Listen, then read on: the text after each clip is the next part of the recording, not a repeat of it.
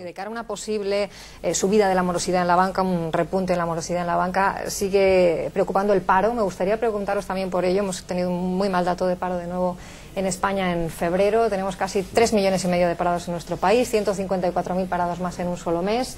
Y otros datos preocupantes: la caída en las afiliaciones de la Seguridad Social, más de 1.140.000 en solo un año. 900.000 familias, 900.000 parados que no cobran ningún tipo de prestación en este momento. En fin, ¿cómo describiríais el mercado laboral? Inequívocamente adverso, ¿no?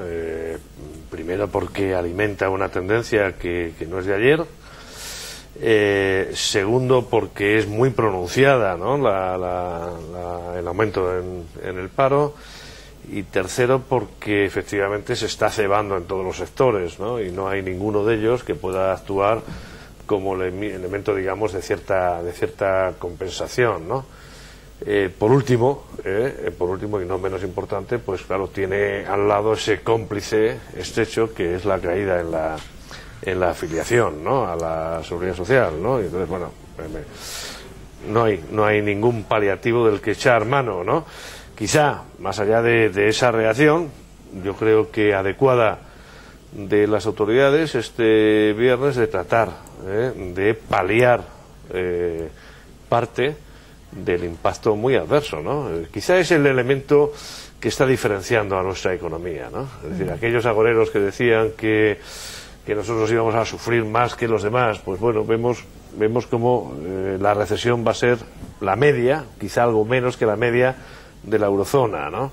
Aquellos que decían que íbamos a tener a las cajas de ahorros y a los bancos metidas, internadas en la planta de urgencias antes que los demás, pues estamos viendo pasar cadáveres, pasar dinero de los contribuyentes, y aun cuando vengan, al día de hoy no hay nadie en la UBI y el contribuyente español ha tenido un comportamiento exquisito, pero quizá el elemento que de alguna forma denuncia esa excesiva dependencia que tenía nuestra economía de un sector intensivo en factor trabajo de carácter temporal, que era la construcción residencial, el doble en el valor añadido bruto que otras economías, pues lo estamos viendo en la rapidez con la que efectivamente aumentamos el desempleo. Y lo inquietante es lo que tú señalas, es esa correlación tan estrecha que en nuestra economía hay entre desempleo y morosidad, y que hace, como señalaba Juan José antes, que no podamos cantar victoria en lo que hace a la salud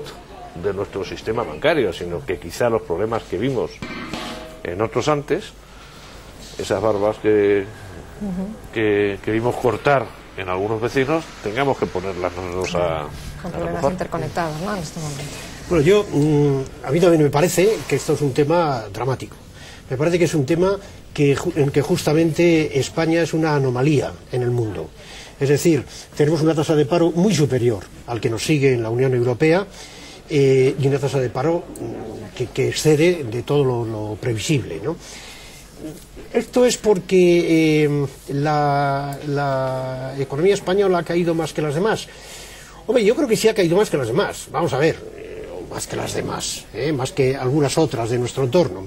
Es decir, que nos mantenemos ahí con una caída del PIB que es próxima al promedio de nuestro entorno, pero con un hundimiento muy importante de las importaciones, de manera que en términos de demanda interna la economía española sí ha tenido, está sufriendo de forma especial, pero con todo eso no justifica la alta tasa de paro que tenemos. Yo creo que este es un tema en el que simplemente no se atreven a abordarlo desde el gobierno.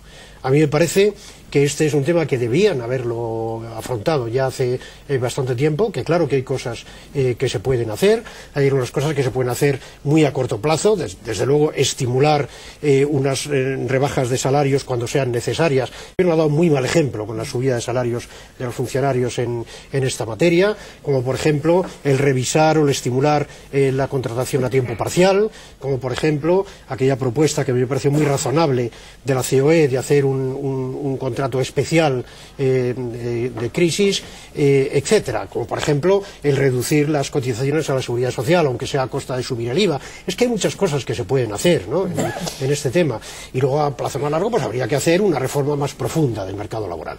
Pero por alguna razón el gobierno español está prisionero de su propia forma de pensar, a mi juicio, y de las instituciones en las que se apoya, que son básicamente los sindicatos. Y el resultado final es dramático, porque es absolutamente antisocial. O sea, 3,5 millones de parados, con perspectivas de un paro que llega al 20%. El 20% son 4.600.000 personas en España.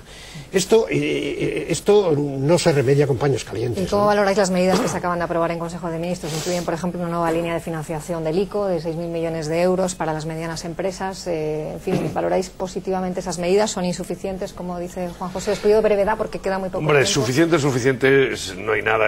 Ningún país está adoptando medidas suficientes, porque esta es una crisis, como decía Paulson, que no tiene libro de instrucciones.